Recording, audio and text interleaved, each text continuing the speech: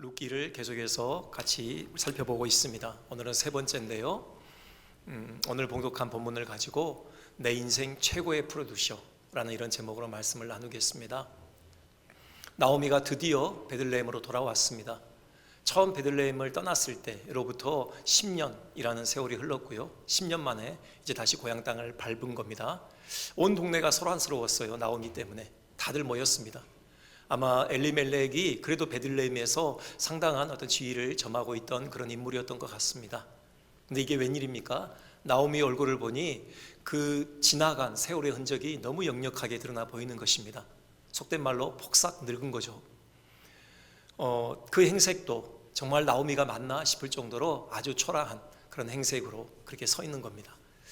남편도 없어요. 함께 간 두 아들도 없습니다. 분명히 이방 여인이 분명한 한 젊은 여인만 그 옆에 딸랑 서 있는 것입니다.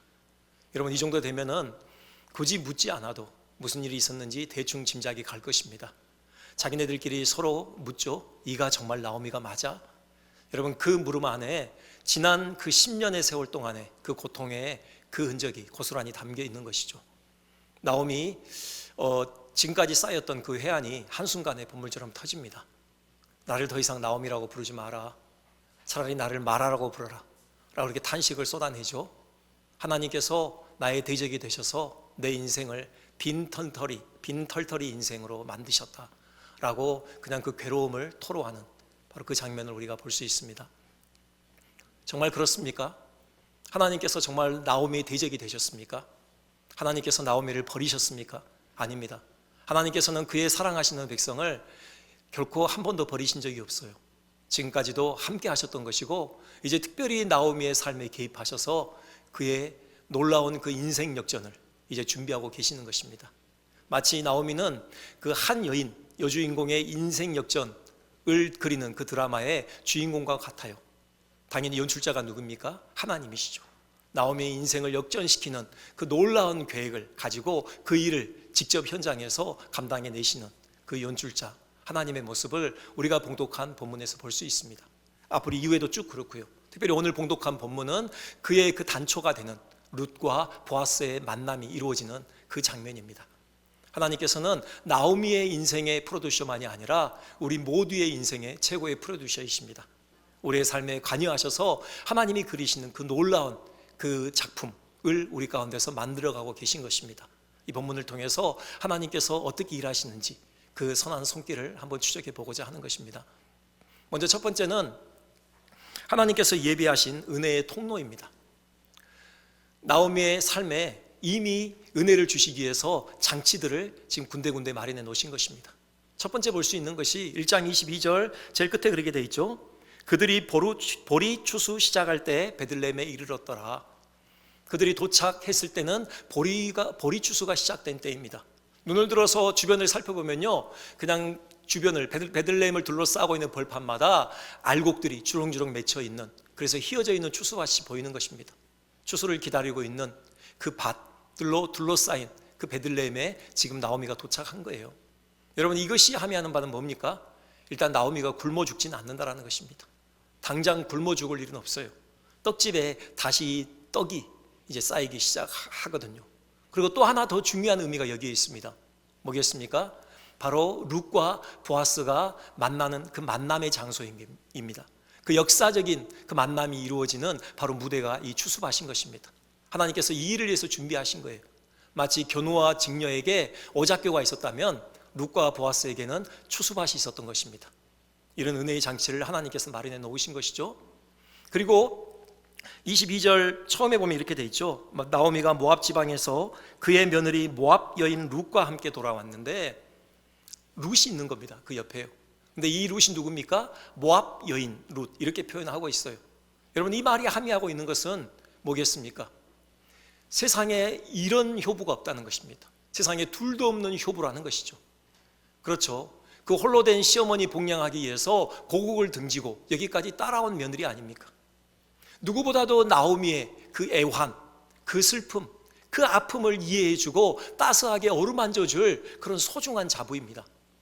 게다가 룻은 믿음의 여인 아닙니까? 믿음의 사람입니다. 하나님을 위해서 다 버리고 이 베들레헴 땅을 밟았습니다. 하나님, 그분께 자기 인생을 내던진 그런 결단력 있는 그런 믿음의 여인이에요. 더 이상 가녀린 여인이 아닙니다. 거기 있는 모든 이스라엘 사람들을 부끄럽게 할 만한 그런 믿음의 여장부였어요. 앞으로 그에게 어떤 세파가 닥치더라도 넉넉히 믿음으로 감내해낼 수 있는 그런 여인이 지금 나오미 곁에 서 있는 것입니다. 이런 은혜의 통로를 하나님 준비하고 계셨던 것이죠. 그리고 2장 1절에 전혀 새로운 인물이 나옵니다. 바로 보아스죠. 근데 보아스에 대한 소개가 이렇게 되어 있습니다. 나오미의 남편 엘리멜렉의 친족으로, 먼저 친족이요, 엘리멜렉의 친족이요.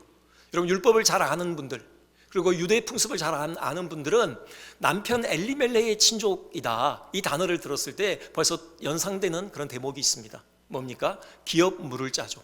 아하, 어쩌면 보아스가 나오미의 그 잃어버린 그 땅을 다시 찾아줄 그런 은혜를 베풀 자이겠구나 라는 그런 기대감을 갖게 하는 것입니다. 그 기대감을 한층 더 확신으로 만들어주는 그런 대목이 바로 그 다음입니다. 친족으로 다음에 뭡니까? 유력한 자가 있으니, 이렇게 되어 있습니다. 여기 유력하다는 것은요, 두 가지입니다. 경제적으로 부유하다라는 거예요. 경제적으로 부유하다는 것, 그리고 또 하나는요, 사회적으로 지위가 있다라는, 권세가 있다라는 겁니다. 경제적으로 부자였고요, 또 사회적으로도 나름대로 명망 있는 그런 지역 유지였던 것입니다. 보아스가요. 그러니 여러분, 돈이 없으면은 친족의 땅을 물려주고 싶어도 물려줄 수 없잖아요. 근데 돈이 있는 겁니다. 얼마든지 나오미의 잃어버린 그 땅을 다시 찾아줄 그런 여력이 있는 사람이라는 거예요. 근데 한 가지 더 필요해요. 아직 이것으로는 부족합니다. 뭐가 필요할까요? 율법을 중히 여기는 경건한 자여야 돼요. 혹은 다른 사람들에게 은혜를 베풀 줄 아는 그런 따스한 마음을 가지고 있는 사람이어야 합니다. 이것에 대해서 4절이 다루고 있어요. 여러분, 4절 한번 보실까요? 마침 보아스가 베들레헴에서부터 와서 베는 자들에게 이르되 여호와께서 너희와 함께 하시기를 원하노라, 이렇게 인사합니다. 여러분, 일단은 먼저 인사를 건네요. 보아스가요. 보아스는 그 밭 주인 아닙니까? 사장이라고요. 그리고 자기가 고용하고 있는 지금 고용인들입니다. 그들에게 다가가 먼저 인사를 건네죠. 그는 교만한 사람이 아니었어요. 나아가서 그 인사의 내용에서 우리는 보아스의 경건함이 짙게 묻어 있음을 볼 수 있습니다. 여호와께서 너희와 함께 하시기를 원하노라. 여러분, 보통 이스라엘 사람들의 인사말을 우리가 잘 알고 있습니다. 샬롬이죠. 평화를 기원하는 것입니다. 거기서 더 나아가서 하나님의 임재를 강구하는 거예요. 하나님의 임재를 빌고 있는 것입니다. 보아스는 우리가 받는 복 중에 가장 큰 복이 하나님의 임재인 것을 분명하게 알고 있는 경건한 사람이었던 것입니다. 그 복을 지금 자기가 일하고 있는, 자기를 위해서 일하고 있는 지금 고용인들에게, 노동자들에게 지금 빌어주고 있는 것입니다. 그들이 진정으로 잘 되기를 원하는 그런 마음을 우리가 여기서 볼 수 있어요. 곧 선한 마음입니다. 다른 사람들에게 은혜를 베풀 줄 아는 그런 넉넉한 모습을 여기서 우리가 충분히 엿볼 수 있는 것입니다. 그러자 거기 일하고 있는 사람들이 또 보아스에게 답례를 하죠. 뭐라고 합니까? 그들이 대답하되, 4절입니다. 여호와께서 당신에게 복 주시기를 원하나이다. 여러분, 보아스가 존경받는 사람이었다고요. 누구에게나 존경받고 있는 그런 훌륭한 인품을 가지고 있는 사람이었음을 우리가 이 대목에서 또 엿볼 수 있는 것입니다. 자, 나오미의 남편 엘리멜렉의 친족이었습니다. 게다가 유력한 자입니다. 게다가 아주 인품도 좋은 사람이에요. 더 바랄 게 뭐 있습니까? 하나님께서 나오미의 삶의 인생 역전을 위해서 가장 완전한 은혜의 통로를 준비해 놓고 계셨던 것입니다. 그런데 나오미가 이것을 볼 수 없었던 거예요. 그래서 그가 탄식했던 것이죠. 하나님께서 나를 버리셨다. 하나님이 내 대적이 되셔서 나의 인생을 빈 털털이 인생이 되게 만드셨다라고 그냥 탄식하고 주저앉아 있었던 것입니다. 물론 보아스에게까지 그의 생각에 미치진 못했더라도 적어도 눈을 들어서 추수마침 바라봤어야죠. 거기서 하나님의 은혜의 손길을 감지했어야죠. 자기 옆에 서 있는 룻이 7 아들보다 더 귀한 자부인 것을 그는 생각하면서 탄식을 멈췄어야 했습니다. 그런데 자기 연민에 사로잡혀 있었고요, 이 마라 컴플렉스에 빠져가지고 정작 이 은혜의 통로를 보지 못했던 것이죠. 여러분, 이것이 사탄이 우리 첫 인류를 유혹했던 아주 주요한 전략이었습니다. 그렇죠. 하나님께서 푸른 식탁을 마련해 주셨거든요. 동산의 거의 대부분 모든 실과 영양가 있고 맛 좋은 그런 식탁을 아담에게 제공해 주셨습니다. 딱 한 가지, 동산 중앙에 있는 선악을 알게 하는 나무 열매, 그것만 금하셨을 뿐이에요. 사탄이 어떻게 접근합니까? 그 하나님이 주신 그 모든 은혜, 거기로부터 하와의 눈을 가리는 것입니다. 시선을 돌려서 딱 한 가지 금하신 그 선악을 알게 하는 나무 열매, 거기에 초점을 맞추게 하는 것이죠. 여기에 하와는 그만 걸려 넘어지고 말았던 것입니다. 여러분, 우리는 어떻습니까? 물론 어렵습니다. 지금 1년 넘게 또 코로나까지 지속되면서 그렇지 않아도 경제적으로 넉넉하지 못한 형편에 있는 분들은 정말 직격탄을 맞았죠. 너무너무 어려운 그런 상황에 있을 수 있습니다. 또 질병으로 인하여서 고통 가운데 계신 분도 있을 수 있습니다. 쉽게 둘러보면은 나오미처럼 정말 내 인생은 텅 비어버린 인생이구나, 그렇게 한탄할 수밖에 없는 그런 상황에 처해서 있을 수도 있습니다. 하지만 용기를 잃지 맙시다. 우리 영의 눈을 들어서 하나님을 바라봅시다. 하나님은 우리 환경을 통해서 우리에게 은혜를 공급할 그런 통로들을 준비하고 계신 것입니다. 무엇보다도 하나님은 사람을 통해서 역사하십니다. 우리 주변에 있는 사람들, 그들은 하나님께서 우리에게 은혜를 베푸시고자 하시는데 사용하시는 그런 귀한 통로가 되는 것입니다. 여러분, 룻이 나오미에게 그랬던 것처럼 무엇보다도 우리 가족이 우리에게 은혜의 통로일 것입니다. 남들에게 쉽게 얘기할 수 없는 우리의 그 아픔, 슬픔, 그 애환을 나눌 수 있고 이해할 수 있고 그것들을 어루만져 줄 수 있는 사랑하는 우리 가족, 하나님께서 우리에게 주시는 소중한 은혜의 통로가 아니겠습니까?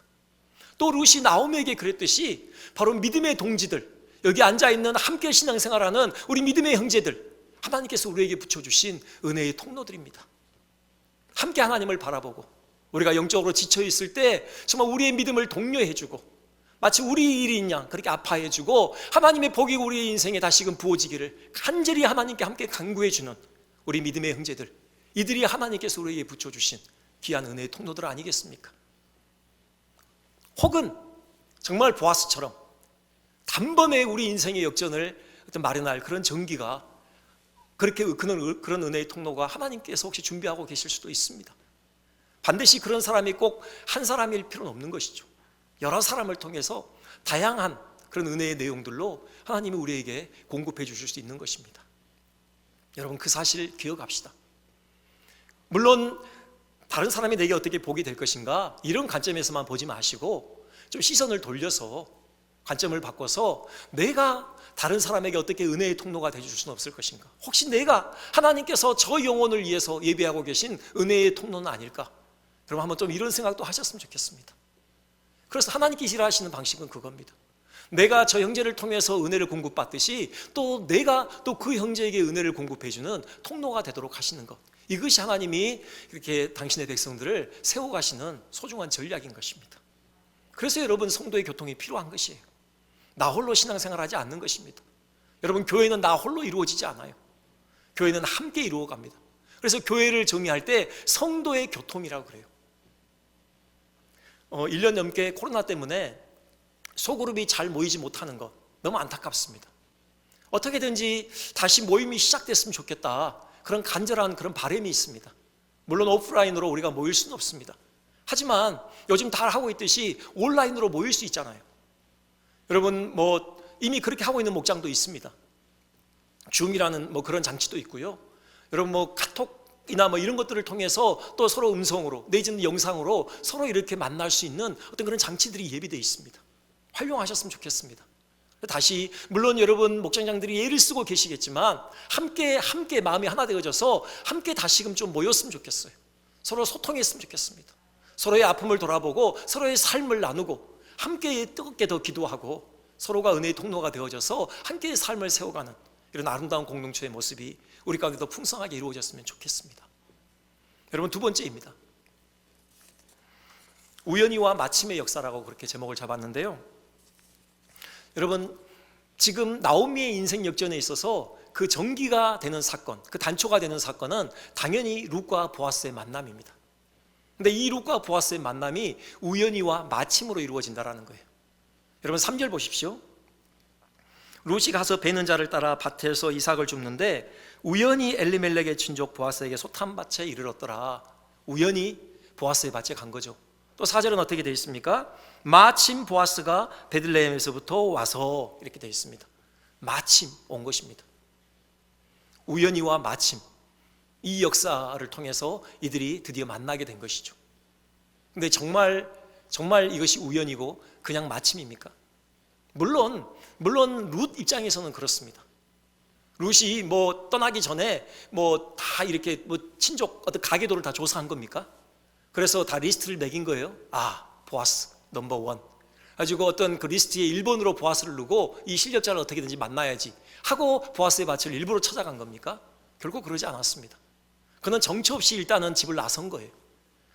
그 발걸음이 가는 곳에 닿았는데 바로 그것이 보아스의 밭이었던 것이죠. 우연히 이루어진 일입니다. 보아스가 아무리 부자였어도 여러분 베들레헴에는 훨씬 더 다른 사람들의 밭이 많았을 것입니다. 확률상 그렇게 높지 않다라는 것이에요. 보아스도 마찬가지예요.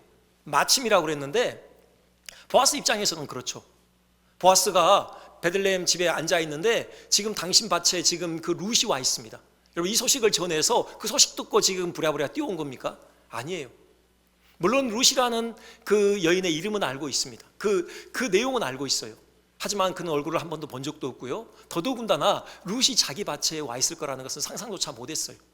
그냥 일꾼들을 격려하기 위해서 온 거 아닙니까? 그러자 눈에 띄는 여인이 있어서 저 여인이 누구냐라고 물었던 것입니다. 그때 비로소 룻을 알게 된 것이죠. 꼭 이날 안 와도 돼요. 보아스는요. 추수는 하루 이틀에 끝나는 게 아니거든요. 일주일 내지는 한 2주 걸리는 작업입니다. 그래서 매번 와서 이렇게 일꾼들을 격려하지 않고요. 그냥 그 중에 아무 날이나 잡아서 오는 거고 안 와도 돼요. 마지막 날 와서 그냥 함께 하면 되는 겁니다. 근데 꼭 이날 온 것이에요. 마침내 이루어진 거죠. 하지만 우리는 알고 있어요. 이 우연히와 마침의 역사에 그 배후에 누가 계셨는지를요. 은밀하게 작업하시는 그 하나님의 그 손길을 우리는 보게 되는 것입니다. 룻의 발걸음을 인도하신 분이 하나님이셔요. 보아스로 하여금 오늘 바로 그곳에 발길을 닿도록 하신 분이 바로 하나님이신 것입니다. 하나님께서 하신 거예요. 그래서 이들의 만남은 우연이 아닙니다. 그런 용어가 허락된다면 운명인 것이죠.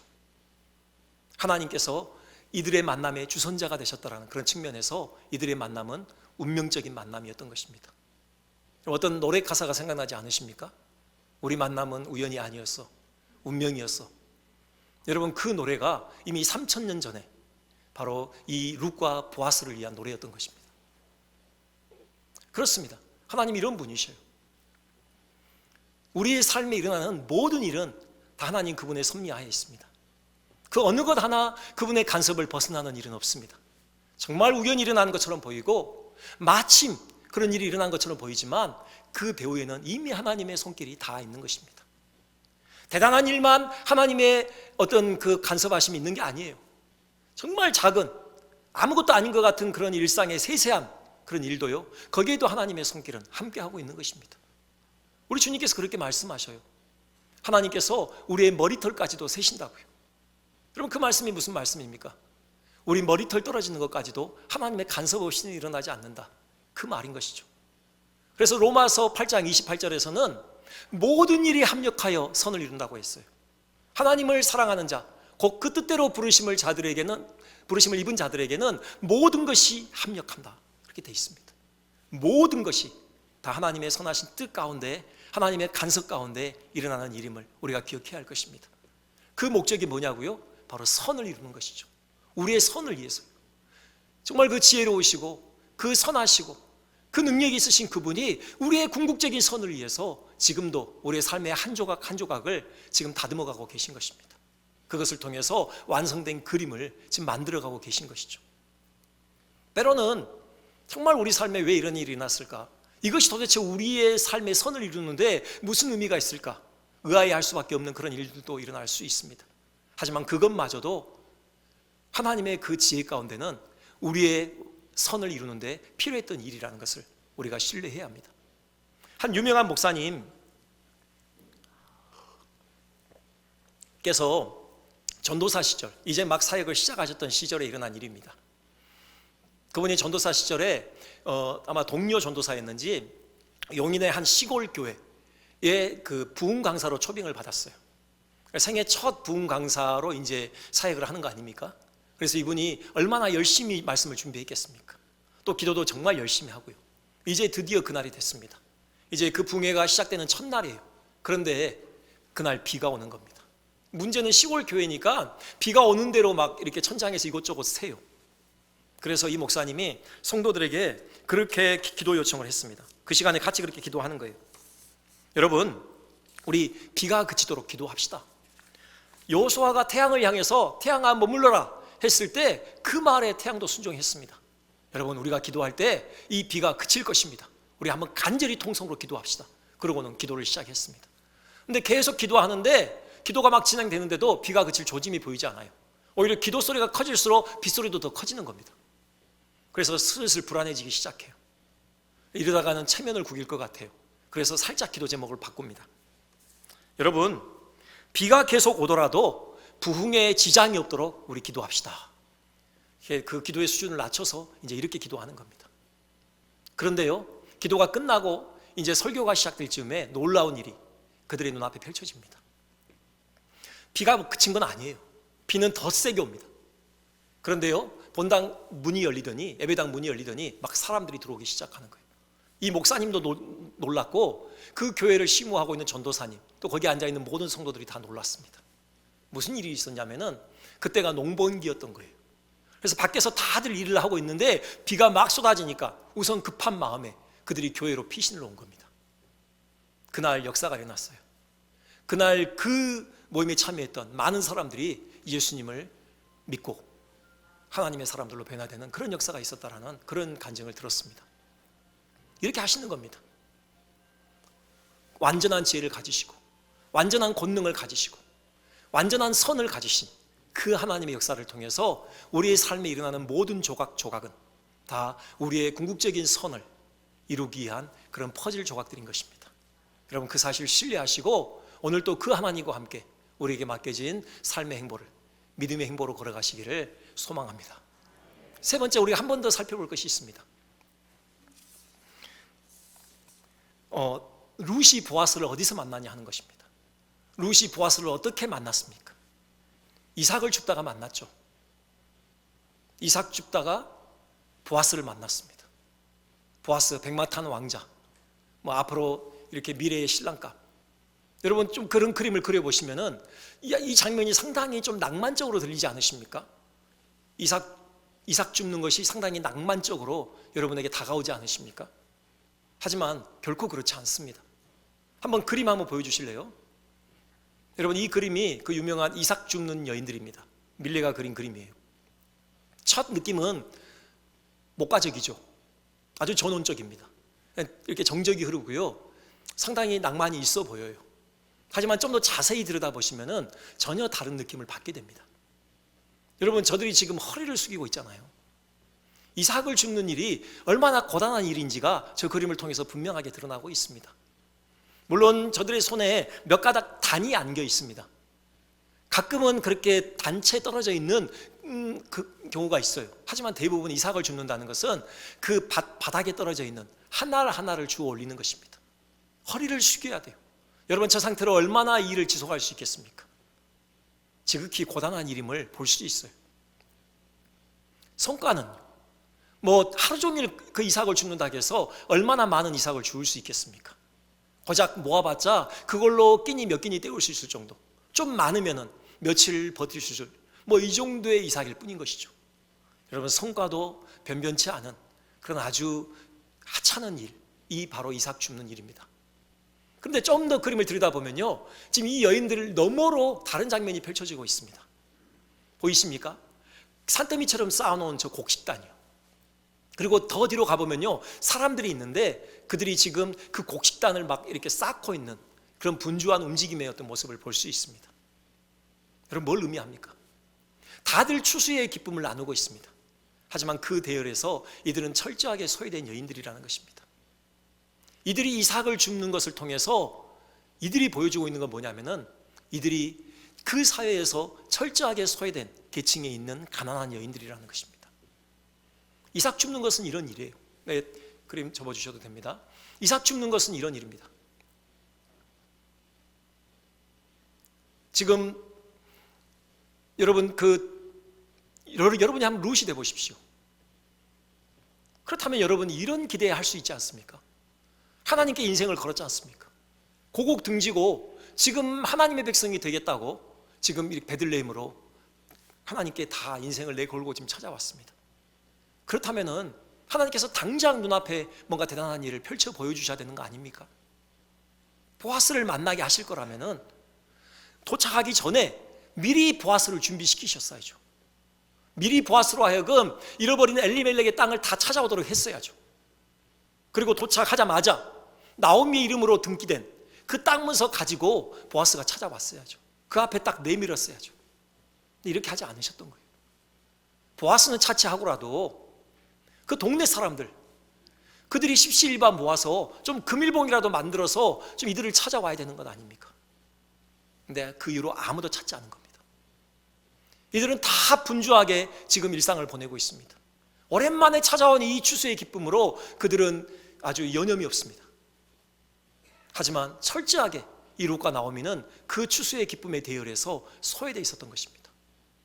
아무도 떡이라도 들고, 이 풍성한 떡집 베들레헴에 살고 있는 동네 사람들 중에 아무도 떡 들고 나오미와 룻을 찾은 사람들이 없다라는 것입니다.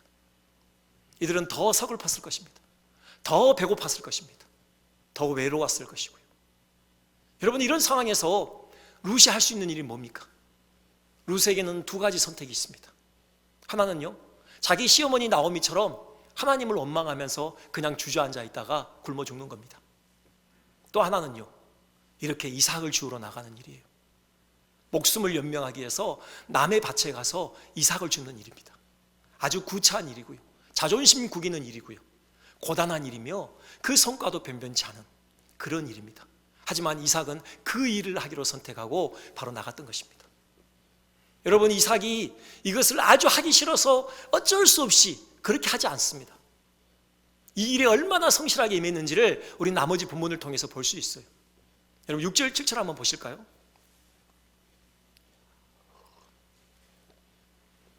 5절에서 보아스가 묻잖아요. 저 누구의 소녀냐? 거기에 대한 그 사환의 대답입니다. 6절에 이렇게 얘기하죠. 베는 자를 거느린 사환이 대답하여 이르되 이는 나오미와 함께 모압 지방에서 돌아온 모압 소녀입니다. 그렇습니다. 근데 재밌는 것은 모압이란 말을 두 번 강조하고요, 나오미와 함께 했다고는 하지만 나오미 며느리라는 말은 안 해요. 뭘 의미할까? 여러분, 이방 여인이라는 것입니다. 그 아직 어떤 자기의 커뮤니티에 이 사환은 이 여인을 받아들이지 않았어요. 호의적이지 않음을 보여주고 있는 거예요.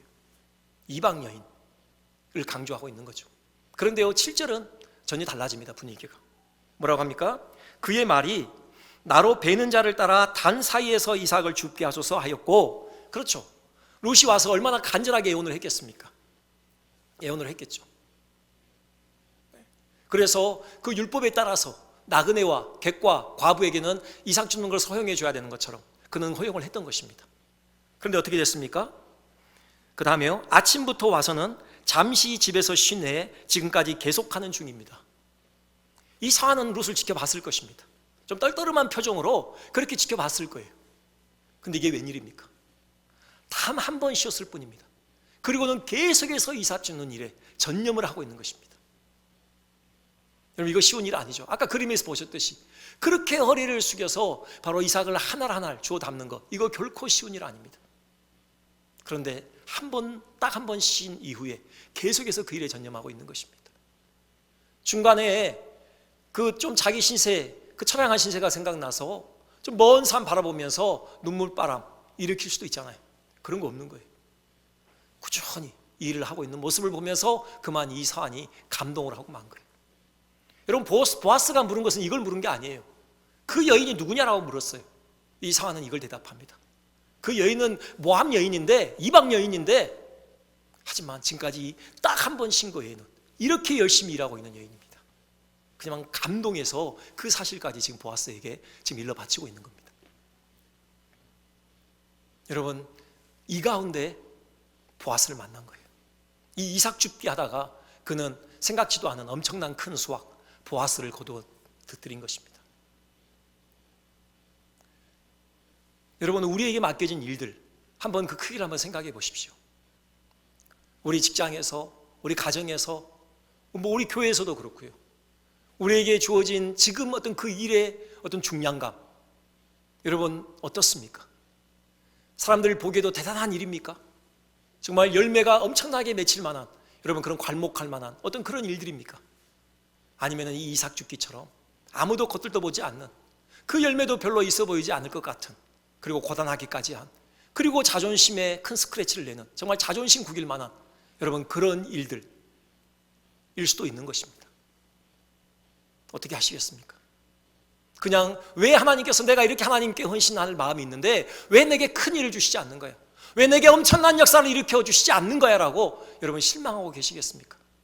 하나님께서 원하시는 것은 그것이 아닙니다. 우리에게 주어진 지금 그 일에 최선을 다하기를 원하시는 거예요. 그것이 지극히 작은 일이라 할지라도 지극히 작은 일에 충성하는 자를 귀히 여기시는 하나님께서 우리를 달아보고 계시는 것입니다. 충성해야 하는 것입니다. 사람들이 알아주지 않더라도, 열매가 없더라도, 열매가 뚜렷하게 보이지 않더라도, 정말 자존심 구기는 일일지라도, 고단한 일일지라도, 그것이 하나님께서 내게 맡겨준 일이라면 여러분 그 일에 최선을 다해서 임하시기 바랍니다. 하나님께서 기대치 않은 보아스라는 그런 큰 수확을 얻게 하실 것입니다.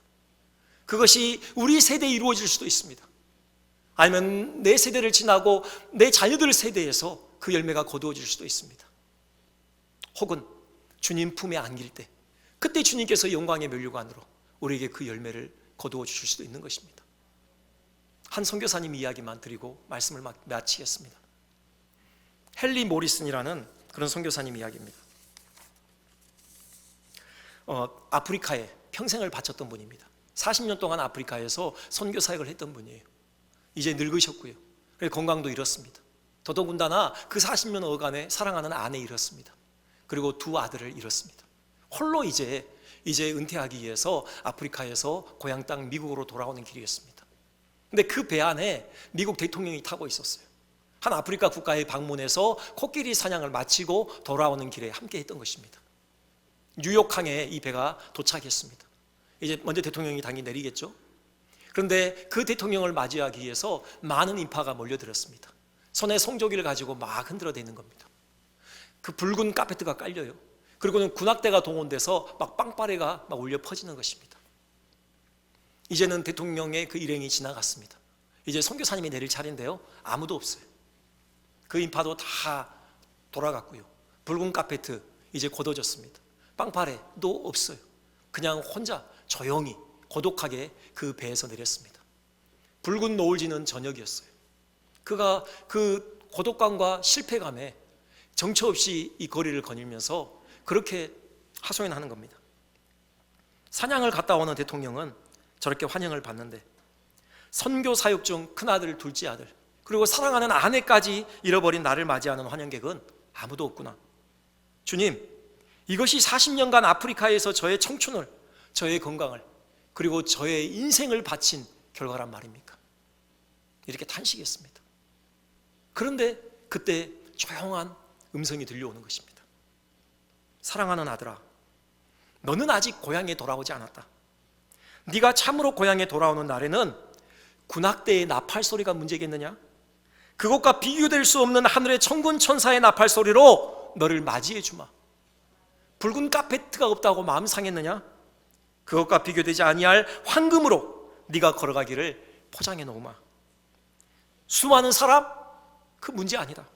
내가 직접 너를 마중 나가고 너의 사랑하는 아내, 너의 사랑하는 두 아들이 1000만 성도와 함께 너의 오는 길을 마중 나갈 것이다.